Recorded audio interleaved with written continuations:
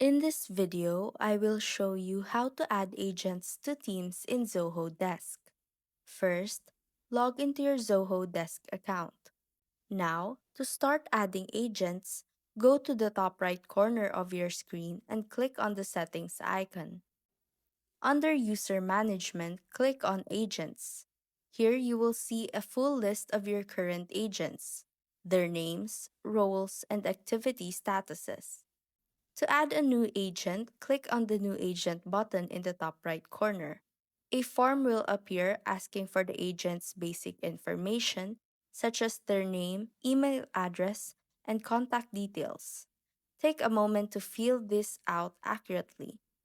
After that, scroll down and you will see sections where you can assign the agent's role and department. These determine their level of access, the tickets they can view, and the actions they can perform inside Zoho Desk. Once you've completed all the details, double check everything and then click on Save.